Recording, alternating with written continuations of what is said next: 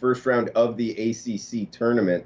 I'm looking at the first half stats here, Max, but mainly because I got a big my biggest bet of the day is a first half game. On the second game we'll talk about, but full game here, 141.5 as the total. Looks like the Canes laying 6.5 or 7. Screen just went black, got touched to 7. There's still a 6.5 at bookmaker. I'm guessing you don't agree with this line move on Miami from talking in past Hurricane games with you. I'm with you. I think that this Canes team, it's just a banged up team, not much depth there. I believe they only rotate about 7 guys in through an ACC schedule that gets grueling. We're at the end of that regular season schedule into the postseason, going against the Wake team. Obviously, they're playing in the first round of the ACC tournament, so it's not like they've had a great season by any means. But the Demon Deacons catching 7, that's the side I look. How are you looking to bet Wake Forest Miami? Yeah, full game. I'm looking to get on Wake Forest. I think I'm also going to go half a unit on the first half.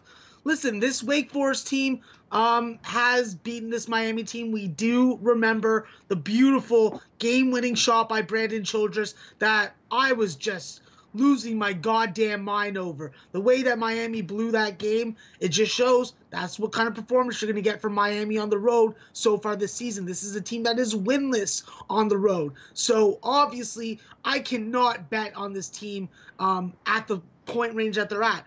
Our sponsor of the show, Heritage, they're hanging a 7.5 right now on Miami. And I'm going to have to jump on the opposite side of that. I'm going to have to take that Wake Forest plus 7.5 minus 105. I just think this is too many points for a team that hasn't won on the road. If they'd won on the road, then okay, I would consider it. But I can't consider it like this. This is how I look at it.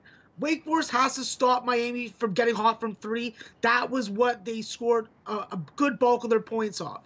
The 2 previous games. They need to keep Chris Lykes off the line because in the first game at Coral Gables, Chris Lykes was 14 for 14 from the free throw line. Wake Forest has to keep the turnovers down. They got to hit the offensive glass. You got Jalen Horde.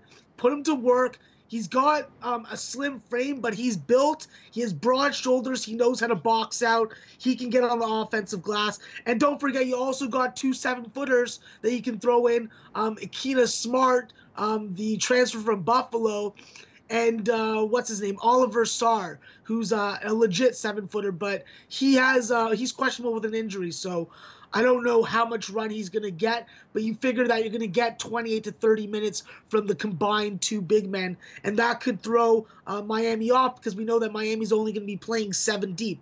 Wake Forest plays good 3-point defense usually, almost 30%, a little above that. But they hit 74% of their free throws. And the way that Chandre Brown and Brandon Childress have been playing, that is a backcourt that I can say that is semi-reputable. I'm not completely vouching for it, but I think that today they're going to be able to come in and they're going to be able to cover the 7.5 points. Miami's 4-10 ATS on the road, 39% 3-point defense. The only thing that you have to worry about is how they force turnovers. They force 13 a game, 8.5 steals a game.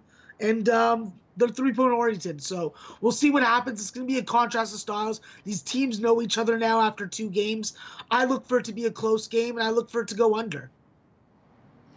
Man, he is Maxwell Smart 420 on Twitter. Obviously knows his stuff. Great breakdown there, Max, man. A lot of different angles going at that one. I agree with you, man. I think Miami plus the points. And as far as the high water mark is the most points you can get is at Heritage right now, 7.5. So take that extra half a point at Heritage and run with Wake Forest and the points as the underdog. That's the side I would recommend as well. So great breakdown, Max. And as Max was talking, seeing the wording come at the bottom of the screen there. Heritage, the sponsor of the show, teaming up with SBR to give 2 watchers out there tickets to the Final Four, plus hotel airfare paid for. All you got to do is mention SBR in the tweet. And also check out SBR Sports Picks for more information, exactly what you have to do. Mention them in the tweet with a screenshot of your bet there. So two watchers getting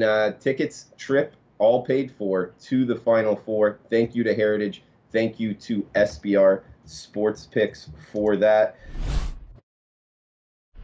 Hey guys, thanks for tuning in to our channel. Now we've put a lot of work into producing all these free videos, so please help us out and keep all our content free for you forever by simply liking, sharing, commenting, and subscribing. Now, not to mention, a visit to our industry-leading website will warm the hearts of all our SBR employees, especially myself. Now, the links are over there to the left, so do check those out. Thanks for watching.